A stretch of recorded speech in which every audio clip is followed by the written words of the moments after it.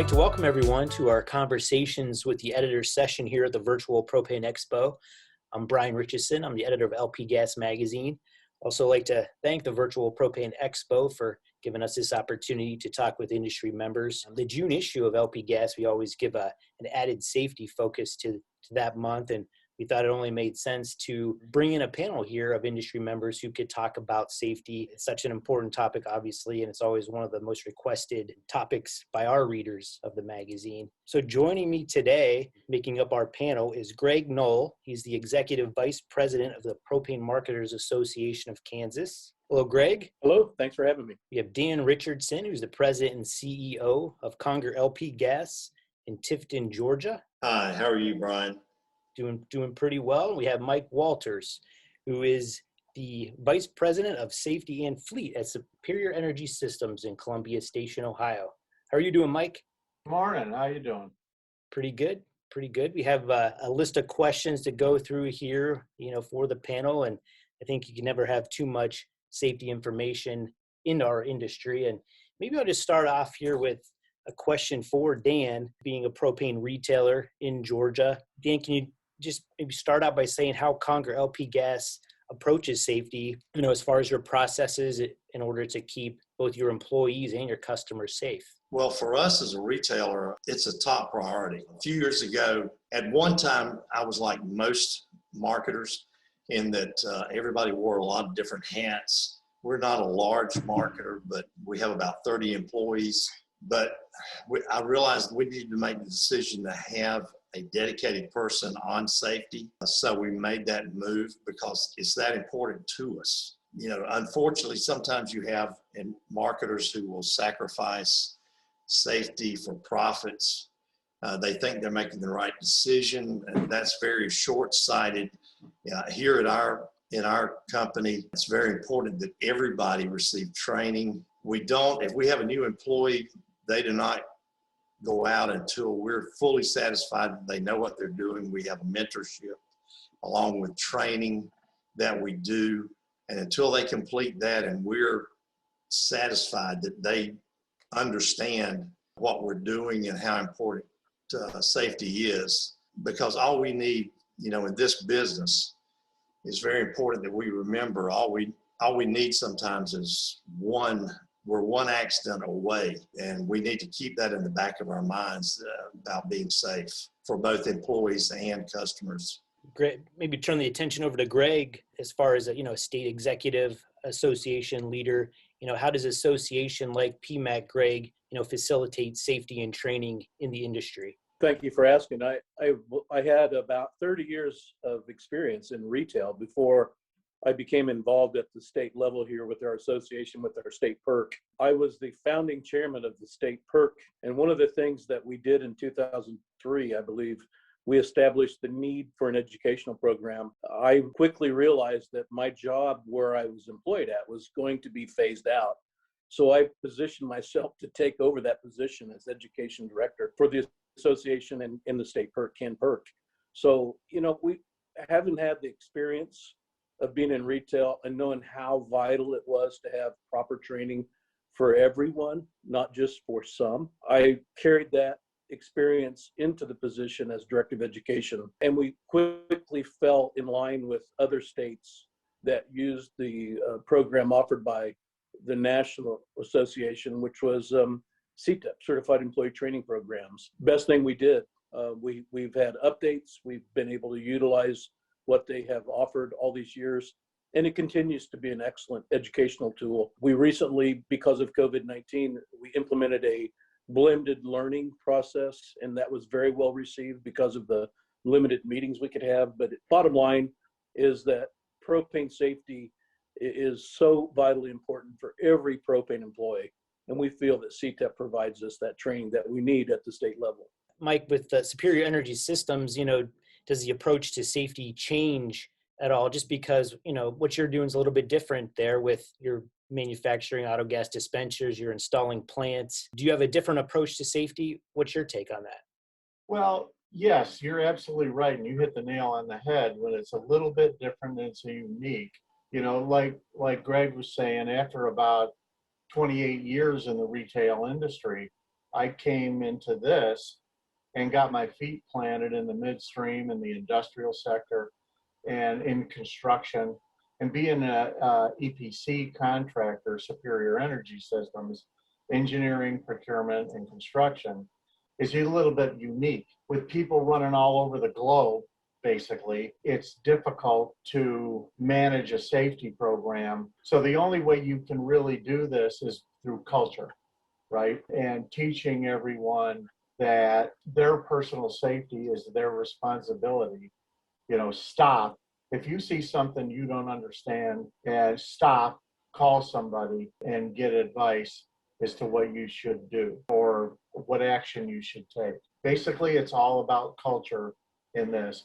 Understand that SES, we have to abide by not only the same things retail industry does, 54, 58, and all that, 49 CFR, but we also have the construction standard, which becomes very cumbersome sometimes when you get into all the topics that are in OSHA 1926. The total recordable incident rate here at SES for a number of years, probably 6-8 years, has been 0.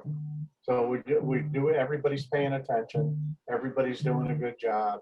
And again, it's all about culture. Mike, I know you and I have talked a little bit about, the project that you're working on at PERC. Can you just, shed a little bit of light on that, what your role is there with some of their initiatives as it relates to safety and training? Well, without getting long-winded about this, I guess the only thing that'd be safe to say is we're in the middle of a project essentially to do what I've been calling a re-engineering of education in the industry. We understand that we have 4 generations of the industry working today within the industry. We have an aging workforce. We have new generations coming in. So what we're doing is we're transforming the large, cumbersome textbook delivery of programs into a modularized, function-based training program so that universal to the industry, people within the industry can pick and choose employers can pick and choose what they need to train their people in and not have to be subject to a lot of information that doesn't apply to what they do. That's it in a nutshell. Obviously, COVID's changed a lot of things across industries, and, it's really influenced how we approach safety in the propane industry. But I'm just curious, what you all think of, COVID's influence on the propane industry. How have we changed? What have we learned? And what does the future look like in our industry, maybe based on the impacts of COVID? I think Mike hit something on the head a while ago. I like the way he said that, where he brought in the word culture. For us, that is, we had already tried to establish a culture, and I feel like we have. But what COVID did for us is all of our people on a daily basis, it really hammered into them about their safety. You're talking about health safety, but that is part of it. And just how they go about things every day, how they deal with customers, how they deal with just everything that we handle. Hopefully that will continue. One of the things that we do here that we really stress, and again, I thank Mike for mentioning that word culture a while ago. If you come in to work with us, we feel that training is essential, not only just for your drivers, for your service techs, but if you're up front and you deal with any customer, we probably put you in other training courses that we have because we want you to understand the basics of what propane is, how to handle it, what to expect.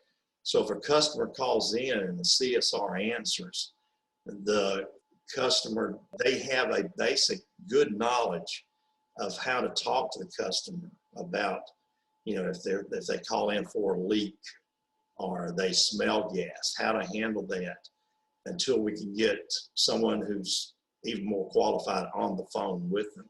But COVID really has, again, hammering what Mike says, culture about every day, everything that you do is safety related. Greg, how about for your members then? What are you hearing? What are you seeing as far as COVID's influence on the industry in Kansas? Sure. It absolutely forced everyone, marketers, offices, everyone in our industry changed the way of conducting business daily because of restrictions. We had to look at all of our educational programs and come up with something. We couldn't take a year off. We still had new hires. We still had new employees that needed training. And with the assistance of our director of education, who had been in the business for many years and is still involved with us here today, he came up with a plan to implement the same training, but do it online, do it virtually as much as possible, and then gather when we were able to gather to review and test with CTEP testing.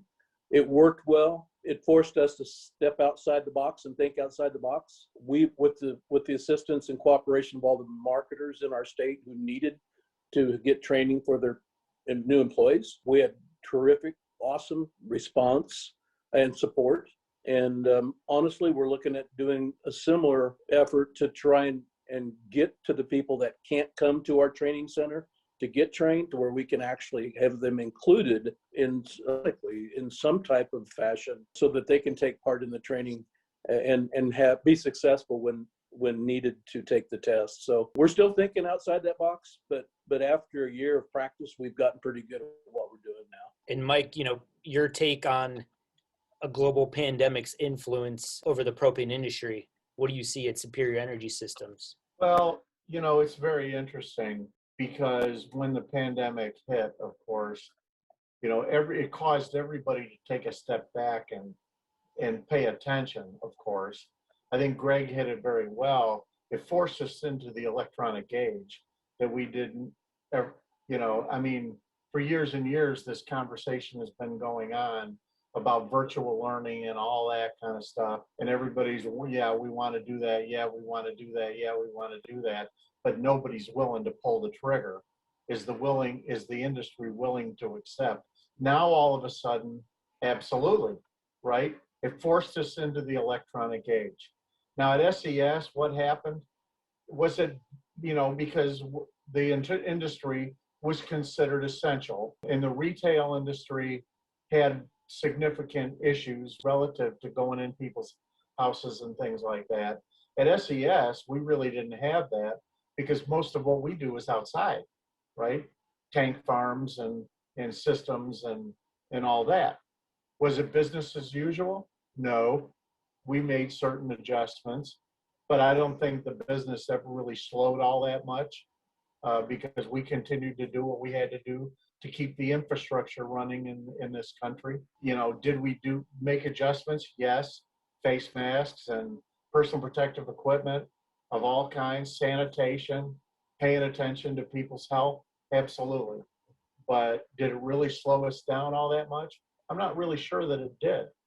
But it certainly has made us, as an entire industry, take a step back and say, what's the future really look like? How do we utilize this to our advantage? A month or so ago, we were talking about how does these Zoom calls fit into the future, right? Remember, that was one of the questions for the board. And I think it's here to stay. Now, will we use it as much as we did? Because in person is still important, but I think there's advantages to it. I think there's places that we can do it that makes sense. And as far as education, it's forcing us into the electronic era there as well. And that's all good stuff. Dan, can you give me a philosophy, I guess, as far as safety that you really, abide by, that the company abides by, that might give our readers, our viewers something to consider? I guess I would say by giving you an example. And again, I'm going to hammer the word culture going back. I think that was really good that Mike said that a while ago. Our guys went out on a job not too long ago. And when they went out, they saw some things involving another contractor that was on the job. They came back and they said, we just didn't feel safe. And it could have meant, we could have made a good profit off of it. Instead, we backed out on that project, and I called the guy up and I said, look, you have some safety issues, and until you can resolve some of those with the other contractor, I said, we're not coming back. I outlined them to him, and think he appreciated them. But I was really proud of our guys. They looked at it. They didn't just say, well, we're sent out to do a job. We're going to go ahead and make this work. No, they knew what they should do. They were trained properly. And they, when something was not right, they didn't put themselves in harm's way. They didn't put others in harm's way. If you want to hire good people, one of the ways you show them that you appreciate them is you take their safety and their family's safety into consideration and make sure that they are properly trained and properly instructed. They know what they're doing safety-wise on the job. Yeah, that had to be pretty satisfying, pretty rewarding for you to see how your employees handle that situation. Greg, how about a safety philosophy? What's something that you really have emphasized over the years? Yeah, when I took over as Director of Education in 2004, I can tell you that the most common statement that I heard at the time, and even today, is we don't have time to send people for training. We don't have time to do this. And my reply then, and still is, you can't afford not to. It's so important. You have to dedicate yourself to it. You have to dedicate your employees to it. Allow us to help you get to where you need to go. And the only way we can do that is to use a program like CTEP to provide training so that everyone gets a baseline of safety information. So, as Dan said, they know what to do when they go out to a location to perform the tasks that need to be done. It's worked well for us. I've always said you don't have time not to do it, and I will always say that. Safety is first, and it should always be first in our industry. Mike, you talked about, culture, what has to happen to create that culture? What's that philosophy, those, that underlying point that a company has to have to build that culture? That's a good question. I think that Dan and Greg hit it on the head, but I'll expand that by saying it's all about mindset, right? I don't know, 28 some odd years ago, when I made the transition from retail management to safety, we used to go out and do these inspections, audits, if you will. And it was all about, it seemed like the mindset of the industry was compliance and equipment, right? You're in compliance with the various codes and standards, 54, 58, 49, whatever. And then you've got good working equipment, you're safe, right? So we do these compliance audits.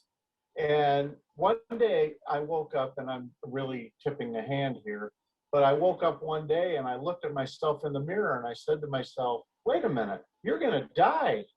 What's this all about? You're a propane guy in a safety position, right? You better do something about this. Figure out what the safety thing is really all about, or you're never going to survive this. So I did, and I started to get some publications, join some associations, get involved with things. And it didn't take long, a couple weeks, couple months, and then the light went on. Safety is about the people. It's about the decisions they make, the positions they put themselves in. Now, what helps you get there? Training helps you get there. The culture that teaches them why, what if, what happens if I don't? Why are you telling me this? Yeah, you know how people are. Yeah, right. Until you build ownership and say, here's what happens if you don't do this. If you take a pump apart, you might get a surprise, right? If you want to take a I tell the people this in my classes all the time. If you want to take a transmission apart and see how it works, fine, have at it. You take a propane system apart to see how it works, and you don't know what you're doing, you might get a surprise you don't want to have, right? So stop. If you see something you don't understand and you don't know how, call somebody that can help you through it. Get some training, stuff like that. So the reality is safety is about the people, right? And the culture, and getting them to make decisions to either do it right or stop and call for help. See what I'm saying? So that's my philosophy on safety. It's about the people. And the compliance, yeah, you got to comply. It's the law. Got to have good working equipment. Hey, that's just common sense. But safety in and of itself is about the people and their decisions and their mindset, and everything that they do is what keeps them safe. Isn't up to me, the safety guy, right? Isn't up to company. Company has to provide a safe workplace. That doesn't mean you're safe. That means you have to take that and work safely. See what I'm saying? So that's my philosophy. Mike, you said, it's a good thing to keep in mind, call someone as far as, a next step or what to do to stay safe. Dan and Greg, I mean, do you have a quick hitting message, I guess, for propane marketers as far as what to do in a certain situation? I would agree again with going back to what Mike said. I don't know how many times I've called someone and said, here's the situation, like a Johnny Patrick, some friends I have at Propane Resources, others around. Call someone who knows, who have done it. I would add a little something to what Mike said just then. As the CEO and owner, it's got to start, I realize with our company, it's got to start with me. If I don't set the tone from the top down, I can have the best safety people in the world, but if I don't back them, if our employees don't see that I think it's important, then they'll listen to our safety people and they'll say, yeah, yada, yada. And here you go. I know as the top that I have to set the tone. I have to set the culture. Greg, how about you? A final message to leave with propane marketers, something to keep in mind as far as their actions with safety? Yep. You know what? One of the things that I was taught, I had very little official training. I had on-the-job training for several years. But when I came into this office and took over, my theory was, if you're not qualified, don't do it. So many times during the trainings that we offered, if you're in doubt of how to do something, don't do it. Fall back to someone who has the experience. And if nothing else, call this office, call me personally. I always shared my cell phone with every student, and I still take calls from people that I trained 10, 12, 14 years ago. They know that if I can help them, I will. We make ourselves available 24/7, just as though we were in the propane business. And it's a resource that we are willing to share in order to make things safe for the customers and especially for the employees. We'll continue to do that as long as I'm here. Very good. Looks like we're out of time, guys. I really appreciate the time here. Some good messages and thoughts to for our readers, our viewers to take with them. Appreciate that time and those messages. And if anyone has any questions about this session, feel free to reach out to me, 216-706-3748. Again, appreciate the Virtual Propane Expo for this opportunity. Hope everyone has a great day. Thank you. Thanks for having us. Thank you for your time. Thank Thanks, you, guys.